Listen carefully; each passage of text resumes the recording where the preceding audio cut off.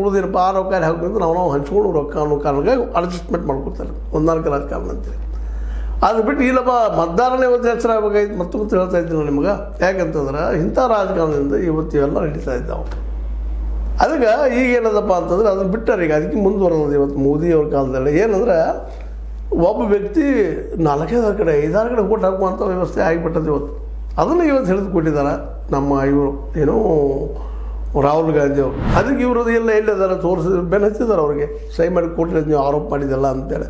ಅದು ನಿಮ್ಮಲ್ಲದಲ್ರಿ ಈಗಾರಿಕೆ ಅವ್ರನ್ನ ಡಿಲೀಟು ಮಾಡಿದರೆ ಒರಿಜಿನಲ್ ಇದ್ದಿದ್ದು ಆ ಒರಿಜಿನಲ್ ಇದ್ದಪ್ಪ ಅಂದರೆ ಯಾರು ಎಷ್ಟು ಅದಾರ ನೀವು ಬಟ್ಟೆ ಹೊಡೆದ್ರೆ ಸಾಕು ಎಲ್ಲ ಬಂದೇ ಬಿಡುತ್ತೆ ನಿಮಗೆ ಅಂತ ಇವ್ರು ಹೇಳ್ತಾ ಇದ್ದಾರೆ.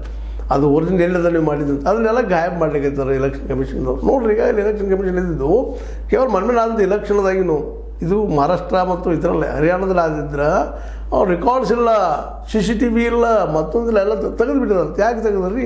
ಇವ್ರು ಯಾರು ತೆಗಿ ಅಂತ ಹೇಳಿದ್ರು ಅದನ್ನು ತಾವು ಮಾಡಿದ್ದೇ ಕಾನೂನು. ಇದು ಪ್ರಜಾಪ್ರಭುತ್ವ ಸಂವಿಧಾನದ ನೀವು ಬೇಕಾದ ತೆಗೆದು ಇಡೋದಲ್ಲ, ಇರಲೇಬೇಕು ಅವು. ಯಾಕಂತಂದ್ರೆ ಎಷ್ಟು ಮಟ್ಟಿಗೆ ಪ್ರಾಮಾಣಿಕವಾಗಿ ಎಲೆಕ್ಷನ್ ಆಗಿದ್ದು ಗೊತ್ತಾಗ್ತದೆ. CCTV ಅಂತ ಇನ್ನೂ ಕ್ಲಿಯರ್ ಆಗ್ತದೆ ಎಲ್ಲಿ ಎಷ್ಟಾಗಿದಾವೆ ಅಂತೇಳಿ. ಯಾಕಂದರೆ 75 ಲಕ್ಷ ಮತದಾರರು ಹೆಚ್ಚುವರಿಯಾಗಿ ಕೇವಲ 4-5 ತಿಂಗಳದಾಗ ಬರ್ತಾರಂದ್ರೆ ಎಲ್ಲಿದು ಏನು ಗದ್ದಿದು ಈ ಪಂಜಾಬದಲ್ಲಿ, ಹರಿಯಾಣದಲ್ಲೂ ಅದ ಪರಿಸ್ಥಿತಿ. ಹೀಗಾಗಿ 1-2% ಗದ್ದಾಗುವ ಕಾರಣಕ್ಕಾಗಿ ಇದನ್ನು ಮಾಡ್ತಾಯಿದ್ದಾರೆ. ಅತ್ಯಂತ ವ್ಯವಸ್ಥಿತವಾಗಿ ಮಾಡ್ತಾಯಿದ್ದಾರೆ. ಸ್ವತಃ ಇದು ಎಲೆಕ್ಷನ್ ಕಮಿಷನ್ ಮುಂದೆ ಮಾಡೋ ಸಾಧ್ಯತೆ ಏನು ಅನ್ನೋ ಇವತ್ತು ಅನ್ನಿಸ್ಲಿಕ್ಕಂಥದ್ದು. ಅದನ್ನು ತೊಗೊಂಡು ಇವತ್ತು ಬೀದಿಗಿಳಿದಿದ್ದಾರೆ. ಇದೊಂದು ಒಳ್ಳೆಯ ಪ್ರಯತ್ನ ರಾಹುಲ್ ಗಾಂಧಿ ಅವರಿಂದ. ಅವ್ರ ಹಿಂದಿನವರು ಅವರು ಫೋರ್ ಫಾದರ್ಸ್ ಅನ್ರಿ ಅಥವಾ ಹಿಂದಿನವ್ರು ಅನ್ರಿ ಅಥವಾ ರಾಜಕೀಯ ಅವರ ಆಶ್ರಯದಾತರನ್ರಿ ಅವ್ರು ತಾವು ಉಳಿಸೋಕೆ ಏನೇನೋ ಮಾಡಿದ್ರು ಅವತ್ತು. ಇವತ್ತು ಮಾಡಿದ್ದಕ್ಕಾಗಿ ಇವತ್ತು BJP ಇದ್ದಿದ್ದು ಇವತ್ತು ಅದ ಹಾದಿಯೇ ಮುಂದುವರೆದ್ಬಿಟ್ಟದಂತೆ. ಹೊಸ ಹಾದಿ ತರಬೇಕು ಮಾಡಬೇಕಂತಿಲ್ಲ. ಅವ್ರು ಹಾದಿಯಾಗಿ ಹೋಗಿದ್ದಾರೆ. ಅದು ಸರಳ ಅನಿಸಿದ್ದು ಅವ್ರಿಗೆ. ಹೇಗೋ ಇಲ್ಲಿ ವ್ಯಾಪಾರಿಗಳು ಇನ್ನುಳಿದವರು ಪಾರ್ಟಿ ಫಂಡ್ ಅಂತ ಕೊಟ್ಟೇ ಕೊಡ್ತಾರೆ.